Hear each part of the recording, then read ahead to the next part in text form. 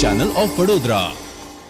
કારતક વદ આઠમને કાલ ભૈરવની જન્મ જયંતિ નિમિત્તે ભક્તોએ ઉપાસના કરી ઉજવણી કરી હતી। કાલ ભૈરવ એ રક્ષક દેવ છે। એકાદશ રુદ્રમાં કાલ ભૈરવનું એક આગવું મહત્વ છે।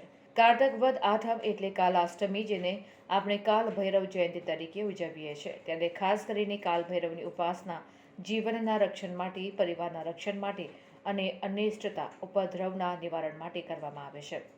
કાલ ભૈરવની ઉપાસના માટે ભક્તો ખાસ કરીને કાળા વસ્ત્રો પહેરી કાલ ભૈરવની ઉપાસના કરતા હોય છે। સામાન્ય ભક્તો આજના દિવસે કાળા અડદ, સુખડી અને સરસવનું તેલ કાલ ભૈરવને અર્પણ કરતા હોય છે। સવિશેષ તેમની ઉપાસના કરતા હોય છે। આ અંગે જ્યોતિષાચાર્ય સત્યમ મહેન્દ્ર જોશીએ જણાવ્યું હતું કે કાલ ભૈરવ એ કાશીના કોતવાલ તરીકે ઓળખાય છે। કાલ ભૈરવનું મુખ્ય સ્થાન કાશીમાં છે, સાથે ઉજ્જૈનમાં પણ એક વિશેષ સ્થાન કાલ ભૈરવનું છે। વિશેષ કરી સ્મશાનની આસપાસ પણ તેમનો વાસ હોય છે। વડોદરામાં પણ ભાવિક ભક્તોએ કાલ ભૈરવની ઉપાસના કરી। વડોદરામાં મહિલા પોલીસ સ્ટેશનની લાઇનમાં આવેલું વર્ષો જૂનું પૌરાણિક કાલ ભૈરવ મંદિર સાથે બહુચરાજી સ્મશાનમાં પણ આવેલ કાલ ભૈરવ મંદિરમાં ભક્તોએ કાલ ભૈરવની ઉપાસના, પૂજન અર્ચન કરી કાલ ભૈરવ જયંતિની ઉજવણી કરી।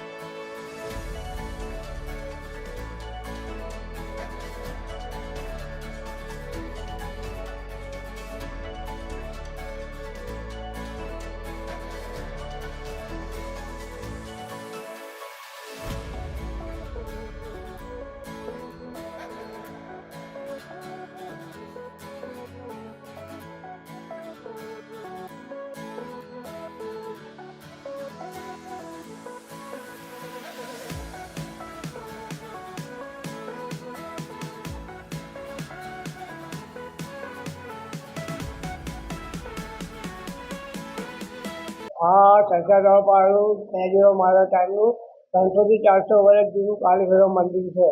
અહીંયા આગળ દર વર્ષે આવી રીતના એમનો જન્મદિવસ કાલ ભૈરવ જયંતિ ઉજવવામાં આવે છે। ત્યાં બહાર તમે જોઈ રહ્યા છો, આ ભાવિક ભક્તો અહીંયા આગળ આવે છે।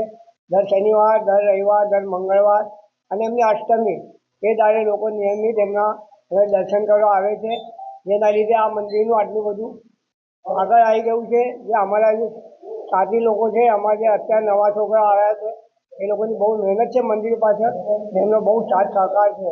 અમારા એક ભાઈ બહાર ગયેલા છે, અમારા 2-3 એવા ટોળી છે, એ લોકોનો બહુ સાથ સહકાર છે। આ મંદિરની એમની બહુ મહેરબાની છે જે આવે છે।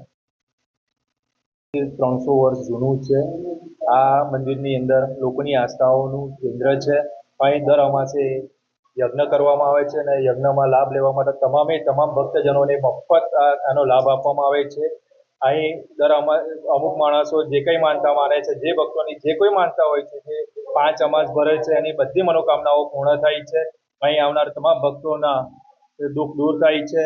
અહીં લોકોને એક ભૈરવ દાદાનું આ જે 300 વર્ષ જૂનું જે મંદિર છે, તે સમગ્ર બરોડાવાસીઓ માટે આસ્થાનું કેન્દ્ર બની ગયું છે।